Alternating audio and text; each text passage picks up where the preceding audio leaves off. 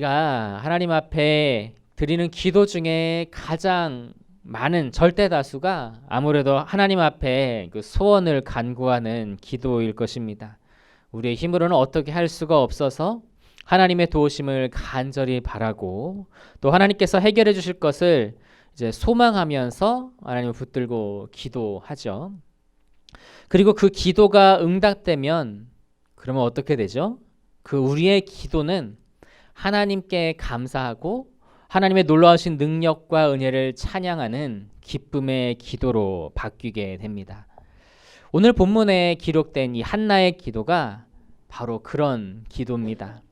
사무엘상 1장에서 우리가 보았듯이 한나는 분명히 자기의 소원을 하나님 앞에 아뢰는 기도를 드렸어요. 무엇을 달라고 했죠? 아들을 달라고 기도했습니다. 그 기도가 하나님 앞에 상달이 되고 또 하나님께서 그를 기억하셔서 한나가 드디어 아들을 품에 안게 되었는데요. 한나는 자신의 소원을 들어주신 하나님께 이제 어떻게 감사의 기도를 드리고 있는지 한번 보시겠습니다. 우리 1절 말씀 같이 보시겠습니다. 1절 시작. 한나가 기도하여 이르되 내 마음이 여호와로 말미암아 즐거워하며 내 뿔이 여호와로 말미암아 높아졌으며 내 입이 내 원수들을 향하여 크게 열렸으니 이는 내가 주의 구원으로 말미암아 기뻐함이니이다. 자, 한나는 하나님 앞에 자기가 즐거워하고 기뻐한다고 지금 표현을 하고 있죠. 그러면서 이제 말씀해 보니까 내 뿔이 여호와로 말미암아 높아졌다라고 하는 것과 그리고 내 입이 원수들을 향하여 크게 열렸다라고 하는 표현을 쓰고 있어요. 여기에서 처음에 말하는 이 뿔은요, 그 힘이나 명예를 상징을 합니다. 이제 그 뿔이 높아졌다는 것은 마치 그 들소가 그 머리를 이렇게 들었다라고 하는 거예요. 그 들소가 위풍당당하게 머리를 딱 들었다라고 하는 것은 그가 이제 승리하였다. 그러니까 그가 지금 얼굴을 자랑스럽게 들었다라고 하는 거죠. 그래서 한나가 지금까지는 그러지 못했지만 자기 얼굴을 자랑스럽게 들 수 있게 되었다는 거예요. 그리고 입이 원수들을 향하여 크게 열렸다라고 하는 거는 한나가 그동안 원수이자 대적인 브릿나 앞에서 사실 말을 제대로 할 수가 없었습니다. 집안에서는 웃더라도 크게 웃을 수가 없었어요. 왜냐하면은 그가 아이를 낳지 못했기 때문에. 그런데 그런 상황이 바뀌었다라고 하는 거예요. 이전에는 얼굴도 들지 못하고 웃지도 못했지만 이제 하나님께서 그에게 아들을 주셔서 모두 앞에서 특히 대적이었던 브릿나 앞에서도 당당하게 입을 열어 말할 수 있게 되었고 또 입을 크게 벌려서 웃을 수도 있게 되었다라고 하는 거죠.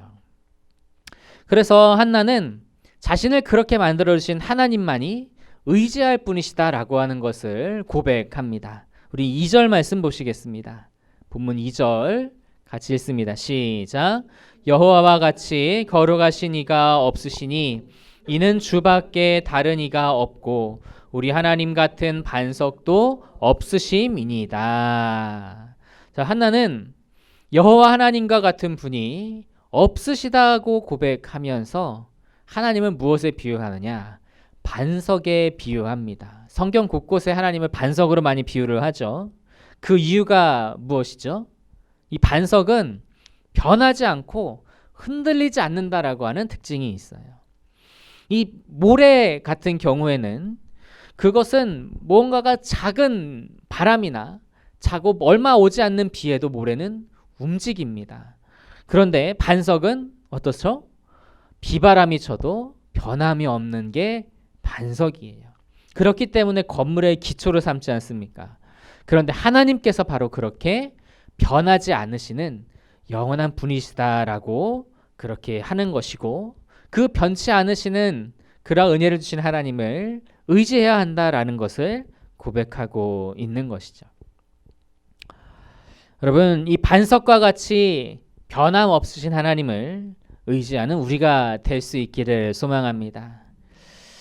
한나는 반석이신 하나님을 의지하여서 그의 고통이 그의 슬픔이 기쁨과 그리고 또 감사로 바뀌는 것을 체험했습니다. 이전에는 들지 못했던 푹 숙이고 있었던 고개를 들 수 있게 되었고, 이전에는 크게 웃을 수 없었던 그가 이제는 활짝 웃을 수 있게 된 것입니다. 이토록 하나님께서는 자신을 의지하는 사람을 내버려 두지 않으시고 그 상황을 기쁨과 감사로 바꾸시는 분임을 믿으시기 바랍니다. 그리고 그 주님을 의지하면서 나아갈 수 있는 한나와 같이 하나님을 붙들 수 있는 저 여러분이 될 수 있기를 바랍니다. 자, 반면에 하나님은 자기의 힘을 믿고 교만하며 오만한 자들은 꺾으시는 분이심을 말씀을 통해서 보게 돼요. 우리 3절 말씀 같이 보실까요? 3절을 읽겠습니다. 시작.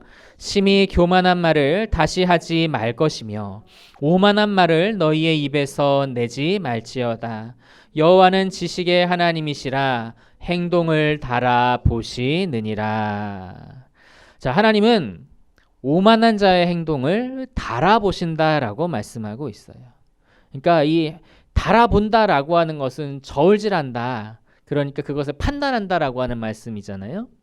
그러니까 하나님께서 한나가 분인나에게 당한 그러한 일들을 그런 걸 판단하시고 기억하셨다라고 하는 거예요. 한나가 사무엘을 낳기 전에 분인나가 한나에게 어떤 말을 했을까요? 신앙심이 좋은 한나가 격분했다고 기록되어 있습니다. 아마도 굉장히 모욕적인 말을 서슴지 않았을 것이고 대놓고 한나를 사람들 앞에서 멸시하고 망신을 줬을 거예요. 뭐 이에 대한 구체적인 기록은 없지만 비슷한 상황을 겪은 사람이 있습니다. 바로 아브라함의 아내 사라입니다. 사라는 자기가 아이를 낳지 못하니까 자기 몸종이었던 하갈을 남편에게 주어서 아이를 낳도록 했잖아요. 근데 하갈이 아브라함의 그 아이를 임신하자마자 무슨 일을 하냐면 사라를 무시를 해요. 여종이 주인을 무시를 하는 거예요. 그래서 그것 때문에 이제 사라가 격분을 해서 그가 아브라함에게 내가 나의 여종을 당신의 품에 두었거늘 그가 자기의 임신함을 알고 나를 멸시한다라고 하면서 아브라함한테 막 하소연하고 그렇게 분노를 표현하는 것을 그렇게 보게 되죠. 그러니까 아이를 갖지 못한다고 종이 주인을 무시하기도 하는 그러한 시대인데 한나와 분인나는 경쟁자잖아요. 한 남편을 두고 경쟁자이기 때문에 분인나가 한나에게 얼마나 심한 말들을 막 퍼부었겠습니까? 그런데 한나는 그것을 하나님께서 다 알고 계셨고 그것의 무게를 달아보셨다. 그것을 판단하셨다고 말씀합니다. 그러니까 하나님께서 분인나의 악함을 심판하심으로 자기를 위로하셨다는 거예요. 우리 4절과 5절 한번 보실까요? 4절, 5절 두 절입니다. 시작. 용사의 활은 꺾이고 넘어진 자는 힘으로 띠를 띠도다. 풍족하던 자들은 양식을 위하여 품을 팔고 줄이던 자들은 다시 줄이지 아니하리로다. 전에 임신하지 못하던 자는 7을 낳았고 많은 자녀를 둔 자는 쇠약하도다. 하나님의 위로가 임하게 되니까 한나에게 엄청난 반전이 찾아오고 있습니다. 자신의 힘을 믿은 용사가 활이 꺾이지만 오히려 넘어진 자는 일어서게 되고 풍족하던 자들은 구걸하게 되지만 오히려 굶주렸던 자들이 다시 굶지 않게 됐다라고 그렇게 말해요. 이것이 무슨 말이냐면 그 마지막의 표현과 같이 아이를 낳지 못하여 굴욕과 멸시를 당하던 그 한나가 이제 하나님으로 인해 그 불명예를 벗고 영화롭게 되었고요. 오히려 적대하던 분인나가 초라해지게 되었다라고 하는 것을 표현하는 거예요. 이것을 통해서 한나가 고백하고 또 증거하는 것이 무엇이죠? 오만하고 교만하고 의인을 핍박하는 그런 악인에게는 하나님의 심판이 있을 것이다 라고 하는 거예요. 그리고 그 고난과 굴욕과 멸시 속에서도 끝까지 하나님을 의지하고 하나님을 붙든 사람에게는 하나님의 위로가 임하게 되어서 모든 상황이 반전되는 놀라운 일이 일어나게 될 것이다 라고 하는 겁니다. 그러니 하나님만 의지하라고 권면해 주고 있는 거예요. 그 하나님의 능력을 하나는 8절에서 10절까지 이렇게 표현합니다. 우리 8절부터 10절 같이 읽으시겠습니다. 시작. 가난한 자를 진토에서 일으키시며 빈궁한 자를 거름더미에서 올리사 귀족들과 함께 땅에 하시며 영광의 자리를 차지하게 하시는도다. 땅의 기둥들은 여호와의 것이라. 여호와께서 세계를 그것들 위에 세우셨도다. 그가 그의 거룩한 자들의 발을 지키실 것이요 악인들을 흑암 중에서 잠잠하게 하시리니 힘으로는 이길 사람이 없음이로다. 여호와를 대적하는 자는 산산이 깨어질 것이라. 하늘에서 우레로 그들을 치시리로다. 여호와께서 땅 끝까지 심판을 내리시고 자기 왕에게 힘을 주시며 자기의 기름 부음을 받은 자의 뿔을 높이시리로다 하니라. 이 말씀들은 하나님께서 하나님을 대적하는 악인들을 깨뜨리시고 심판하시는 반면에 하나님을 의지하는 자는 그 낮은 자리에서도 일으키신다라고 하는 것을 증언하고 있는 겁니다. 하나님은 자기를 의지하는 자를 반전시키시는 반전의 하나님이신 겁니다. 여러분, 이 반전의 하나님을 우리도 믿음으로 의지하는 저 여러분 되시기를 간절히 소망합니다. 하나님의 정의와 공의를 떠나서 이 자신의 유익을 쫓는 이 세상 속에 우리는 몸을 담고 살아갑니다. 그래서 살아가다 보면 의롭지 못한 일로 어려움을 당할 때가 참 많이 있어요. 하나님을 경외하지 않는 자들, 또 그 중에서도 악한 마음을 가지고 있는 자들이 하나님을 따르는 우리들을 싫어하고 공격하고 아주 곤란한 가운데 빠지게 하기도 합니다. 그래서 그로 인해서 억울한 일들을 당하고, 그래서 때로는 세상의 방법으로, 악한 방법으로 어떻게 대응해 볼까 복수하고자 하는 그런 마음이 인간적으로는 들 수도 있을 거예요.